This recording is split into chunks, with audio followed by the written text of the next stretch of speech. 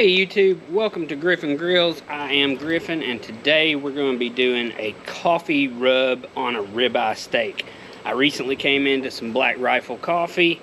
Excellent coffee, not sponsored in any way, just really enjoyed the product, so I thought we'd try to make it into a steak rub today.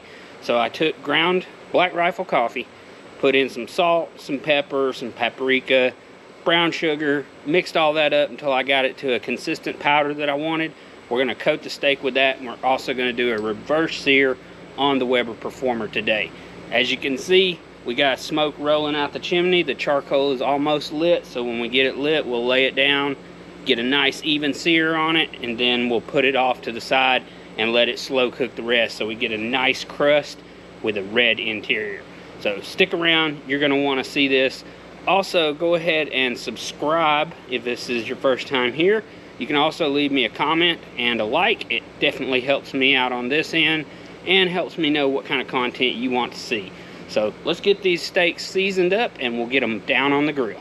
Alright, so while our grill is still heating up, the charcoal is not quite lit all the way, we're going to go ahead and start seasoning. The two on this side are going to get just salt, pepper, garlic. This is going to be our coffee rub. So I'm going to start with just a little bit of salt.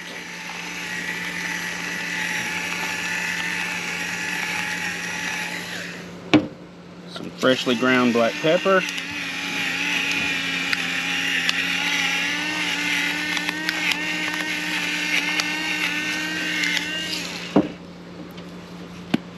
And some just regular garlic powder.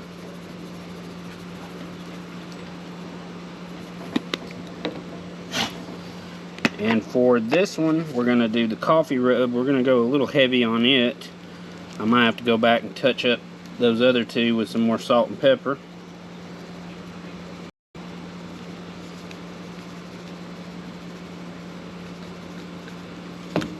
Give that a good pat.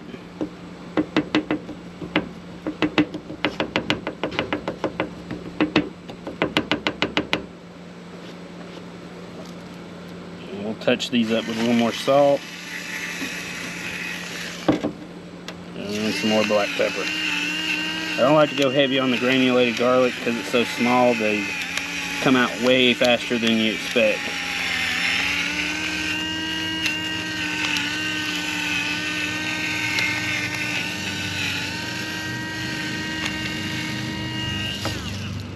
Alright, we'll get these flipped over and do the other side and the side pieces. Make sure we get seasoning all the way around on all of them. I'm going to come off camera to do that, and then when we come back, hopefully we'll be ready to put them down on the grill. Alright, now that we got this grill ripping and hot, we're going to go ahead and put our steaks down and get a sear on them first.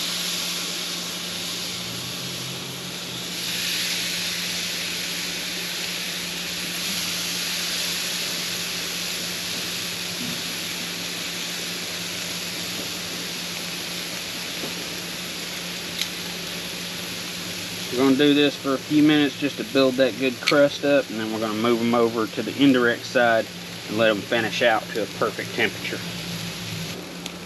Alright, it's been about 2 minutes, so we'll go ahead and flip them over.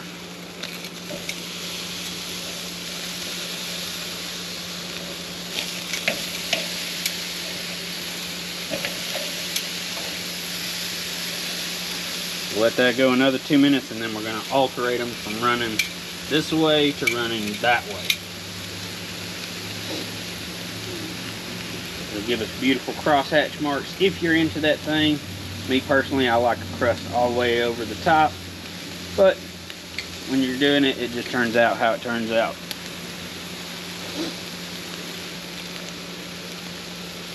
We'll give them another flip.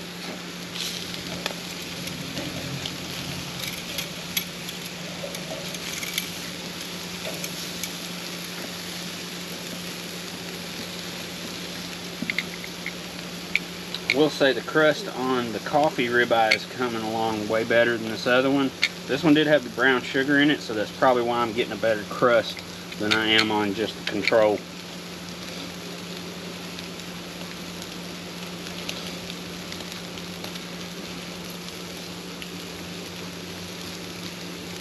Alright, let's give it another flip.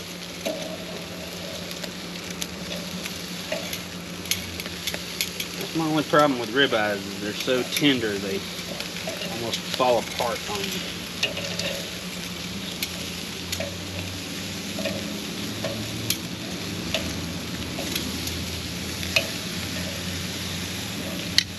The reason I got 2 controls is the kiddos wanted some steak tonight too, but they didn't want the coffee rub.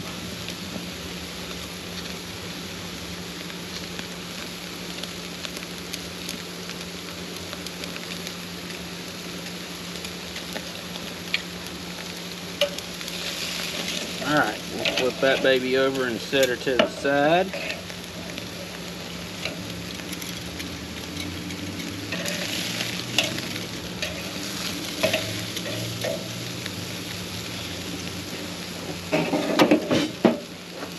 And I'm going to give this probe a chance to give me the most accurate read on this steak. I'm going to put it right through the middle.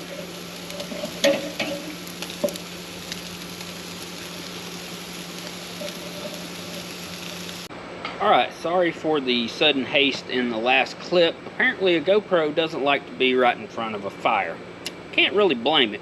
But we've got a probe in our steaks now, the thickest one.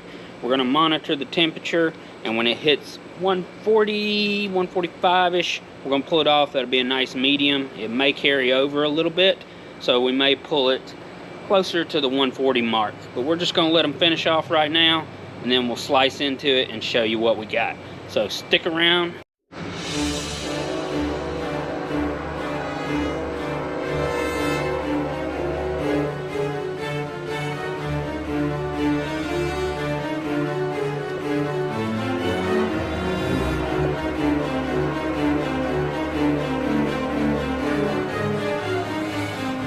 Alright, let's get a good cross section there and see how we did.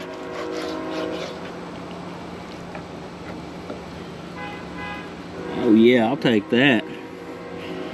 Nice and juicy. We'll go ahead and get a strip.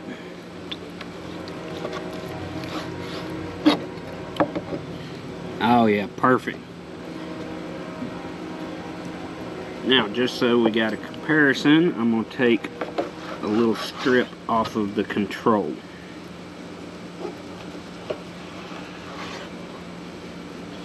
Alright, let's bring it back up and get some taste tests. Alright, so I got 2 pieces. I got the coffee rub right here, and I got the control. We're going to do the control first and then do the coffee. Super tender, garlicky, juicy. That's a good steak. A little on the thinner side, but is what it is. Let's try the coffee rub. Woo! Now that one has some kick. It's not really spicy. It's just way more bold flavor, a lot more pronounced flavor. You can actually taste the coffee.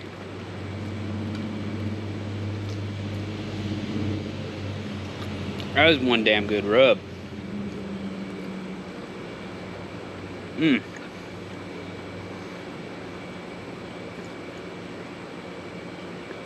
And since I've got it in my hand already, we'll go back and try the control.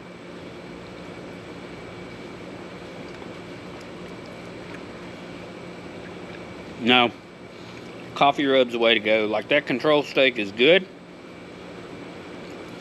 but the other one was way more intense on the flavor. Definitely recommend you give that one a try. Also recommend, if you haven't already, go ahead and subscribe to Griffin Grills. And if you would, leave me a like and a comment. It does help me out tremendously. That's been it for tonight's video.